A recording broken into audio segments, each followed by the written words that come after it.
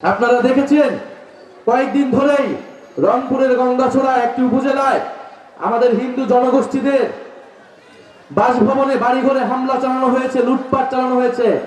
আমরা তীব্র নিন্দা জানাই। ধর্ম অবমাননার অভিযোগে আমাদের নবীজিকে সেখানে কটূক্তি করা হয়েছে। আমাদের নবীজিকে যদি কেউ কটূক্তি করে, আমাদের ধর্মকে যদি কেউ অবমাননা করে, আমরা অবশ্যই তার বিচার চাই। কিন্তু সেই বিচার হতে হবে আইনের আওতায়। আইনের প্রতি আমাদের শ্রদ্ধাশীল থাকতে হবে। কিন্তু সেই ঘটনাকে কেন্দ্র করে যদি সেই সম্প্রদায়ের উপর কেউ আঘাত আনে, সেই ঘটনাকে আমরা কখনোই মেনে নেব না। আমাদের ধর্ম এটাকে পারমিট করে না। আমাদের ধর্মে বলা আছে, পিতার অপরাধের জন্য পুত্রকে দায়ী করা যাবে না, পুত্রের অপরাধের জন্য পিতাকে দায়ী করা যাবে না। অন্য ধর্মের উপর আঘাত দেওয়া, আমাদের এই নবীজি আমাদেরকে এই শিক্ষা দেয় নাই। নবীজি সবসময় অন্য ধর্মের মানুষের নিরাপত্তা নিশ্চিত করতেন।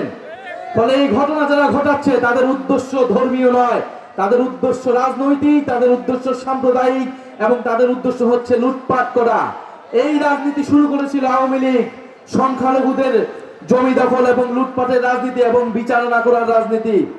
আমরা আজকের সমাবেশ থেকে বলতে চাই, রংপুরে যারা এই ঘটনা ঘটাচ্ছে তাদেরকে অবশ্যই বিচারের আওতায় আনতে হবে।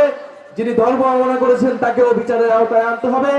আমরা ধর্মীয় সম্প্রীতির বাংলাদেশ গড়তে চাই, ইনসাফের বাংলাদেশ গড়তে চাই, বৈষম্যহীন বাংলাদেশ গড়তে চাই। ইনকিলাব জিন্দাবাদ, এনসিপি জিন্দাবাদ, মাওলানা ভাসানী জিন্দাবাদ।